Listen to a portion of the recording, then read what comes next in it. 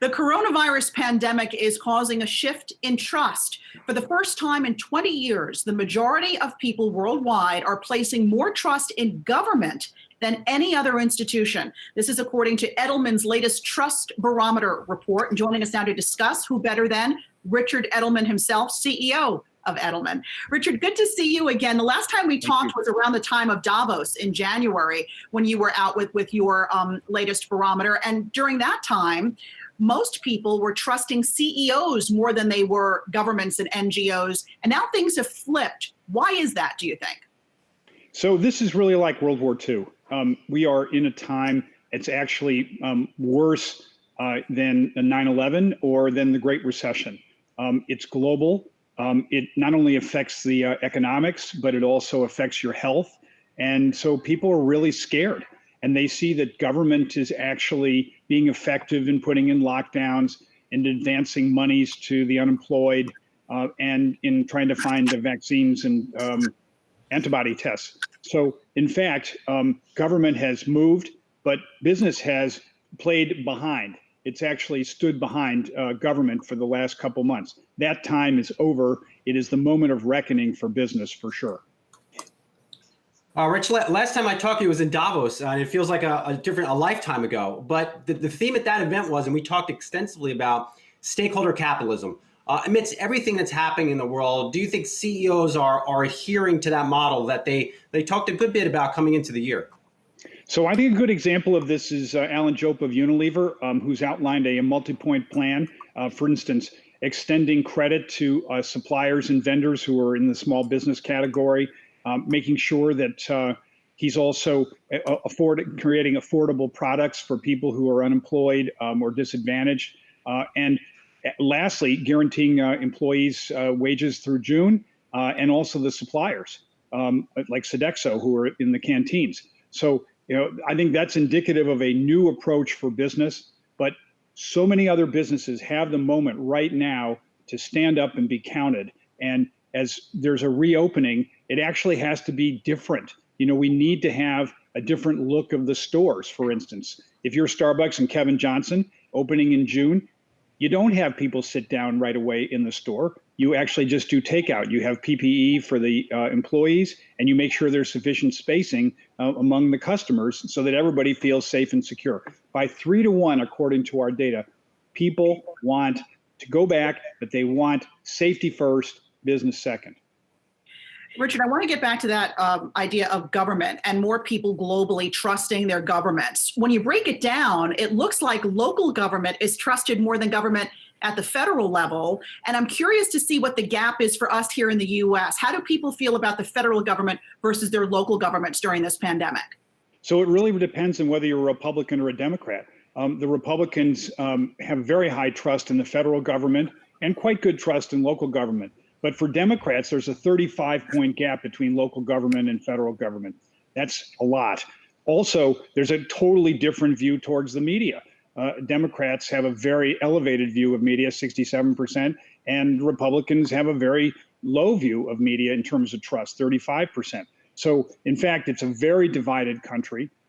It's going to take both federal and local government to make this work well. And what about in terms of overall who people trust the most? Is it health officials over the government? Is it the government over health officials? What's happening now? So people trust scientists, doctors, health experts, but they also trust the CEO of their own company. And that's why it's so important for CEOs to speak up to their employees and to their communities. There's a dearth of quality information, and we have to be consistently talking about what does business look like forward? How are we going to make sure, if you're going to get on an airplane, that passengers are going to feel safe? And so maybe there's a health passport. Maybe there's a health check before you get on the flight. And that sort of preconditioning of the customer is urgent before there's going to be any kind of serious travel. And I've been talking to hotel chains and to airlines, and all of them are trying to reconfigure their businesses, much less restaurants, who are going to have to figure out how to operate at 2/3 capacity because no one wants to be crowded together. Rich, do you think that trust in hotel chains and airlines comes back quickly, or does it take a couple of years for the consumer to regain the trust that, you know what, I'm going into a hotel, it'll be clean and I won't get sick? So what I take from this trust barometer is big jump in trust in pharma companies, food companies.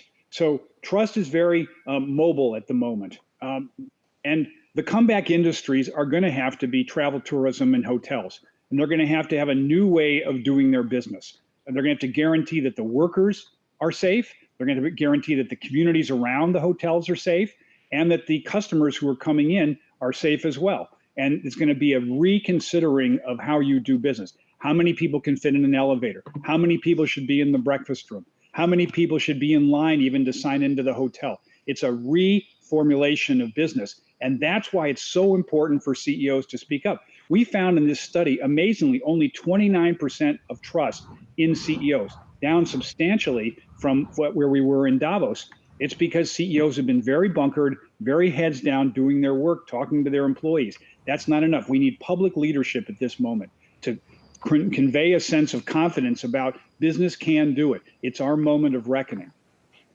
Richard, based on this latest barometer, what would your message be to CEOs who are looking at that and listening to this interview right now? What would your message be to them to help rebuild confidence in their customer base?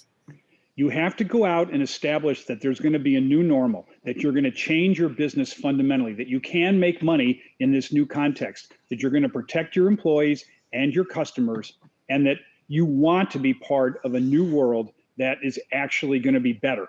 That you're not looking to go flip back to 4 months ago, because that's not the real world. We have to exist in this new normal and make sure that our priority is safety and health, then money, that we put people ahead of profits, that we make sure that our ability to listen and evolve is very high. You know, I saw something in that barometer that I was happy to see, that most people that you polled felt okay about the restrictions that were placed on them. They thought that, okay, I've got to hunker down now because it's for the greater good, for my own greater good, and for the public. Can you talk to us a little bit about that? Well, there's a very high degree of acceptance of lockdowns by government, 75%, and 65% on the ability to monitor cell phone traffic so that the government knows where you are and whether you're at risk of transporting COVID. Those are stunning numbers. They're a complete change from where we were, even 4 months ago in Davos when you and I talked, and I said government is perceived as neither competent nor ethical. Now people are willing to give a lot of room to government. I don't think that goes on forever. I think we're in a little bit of a trust bubble, and I think people come, the fall are going to start to say, I'm not so sure I like that trade-off exactly, and they're going to look for the next man up or woman up, and that's going to be business. And so if business steps into that void and actually leads and creates a sense of the new normal, then we're going to be in good shape. Trust bubble. I like it. Richard Edelman, CEO of Edelman, thanks so much for stopping by and talking to us about your latest barometer. Be well. Thanks so much for having me. I appreciate it. Hey investors, Zach Guzman here. Are you interested in learning more about the markets and getting the latest financial news? Well, then click right here to subscribe to our Yahoo Finance YouTube channel. Get the latest up-to-the-minute market analysis, big interviews in the world of finance, and information on how to manage your money every day wherever you are.